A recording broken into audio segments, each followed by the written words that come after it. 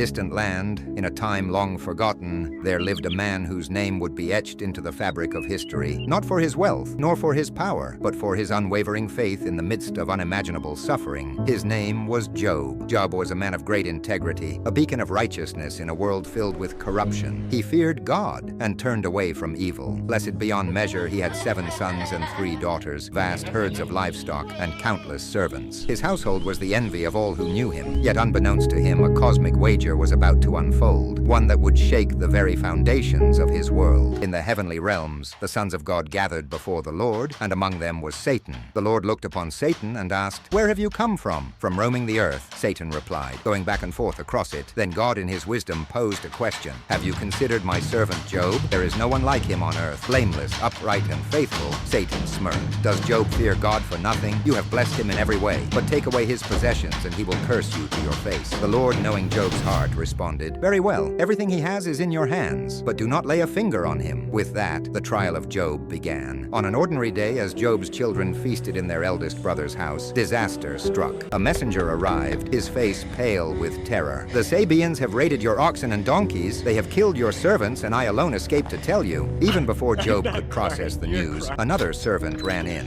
"Fire from heaven fell and consumed your sheep and the servants. I alone survived to bring this news." A third messenger entered. "The Chaldeans formed 3 raiding parties, stole your camels, and killed the rest of your servants." And then came the final blow. "Your sons and daughters, a mighty wind swept through their house, and it collapsed. They are all dead." Job fell to the ground in anguish. He tore his robe, shaved his head, and in a voice filled with sorrow, he uttered these words, "Naked I came from my mother's womb, and naked I will depart. The Lord gave, and the Lord has taken away. Blessed be the name of the Lord." Despite his overwhelming loss, Job did not sin. He did not curse God. Once more the heavenly court assembled, and once more Satan stood before the Lord. "You see," God said, "Job still holds fast to his integrity, though you incited me against him without cause." Satan sneered. "Skin for skin. A man will give all he has for his own life, but stretch out your hand and strike his flesh, and he will surely curse you." The Lord allowed it. "Do as you will, but spare his life." Soon painful boils erupted all over Job's body. From head to toe he was covered in sores, his skin cracked and oozing. He sat in the ashes, scraping his wounds with a broken piece of pottery. Even his wife, overcome with despair, cried out, "Do you still hold fast to your integrity? Curse God and die." But Job rebuked her. "Shall we accept good from God and not trouble?" Yet in his heart he was tormented. Word of Job's suffering spread, and 3 of his closest friends, Eliphaz, Bildad, and Zophar, came to comfort him. But when they saw him from a distance, they hardly recognized the man he once was. They wept, tore their robes, and sat with him in silence for 7 days. Finally, Job broke the silence. "Why was I even born? If this is my fate, why did the Lord give me life?" His friends, well-meaning but misguided, tried to explain his suffering. Eliphaz spoke first. "Job, you must have sinned. The innocent do not suffer. Repent, and God will restore you." Bildad agreed. "Your children must have sinned, and God judged them. But if you are truly righteous, God will bless you again." Zophar was even harsher. "You deserve worse than this. Repent before it's too late." Job, heartbroken, defended himself. "I have done nothing wrong. Tell me, what sin have I committed? I long to speak with God himself and plead my case." Their debates stretched on for days. Yet no answer satisfied Job's anguish. After all had spoken, a storm arose, and out of the whirlwind, the voice of God thundered, "Who is this that darkens my counsel with words without knowledge? Where were you when I laid the foundations of the earth? Tell me, if you understand." For the next moments, God questioned Job about the wonders of creation, the mysteries of the universe, the power of the Leviathan and Behemoth. Job, overwhelmed, realized the depth of his ignorance. He bowed low and whispered, "I spoke of things I did not understand, things too wonderful for me to know. I repent in dust and ashes." God then turned to Job's friends. "You have not spoken the truth about me as my servant Job has. Offer sacrifices and let Job pray for you." Job obeyed, praying for his friends. And at that moment, God restored his fortunes. Not only did he return what was lost, but he doubled it. His flocks multiplied, his wealth overflowed, and he was blessed with 7 more sons and 3 more daughters, more beautiful than any in the land. Job lived a long life, seeing 4 generations of his descendants, and in his final days he knew that though suffering is a mystery, God's wisdom and justice are beyond human understanding. The story of Job is one of faith, endurance, and divine sovereignty. It teaches us that suffering is not always a sign of sin, that God's ways are higher than our own, and that in the end he is faithful to those who trust in him. Through the darkest trials, Job never cursed God. He questioned, he wrestled, but he never turned away, and for that his name lives on as a testament to unshakable faith in the midst of the storm. Would you, like Job, hold fast to your faith when everything is taken away? That is the challenge his story leaves behind.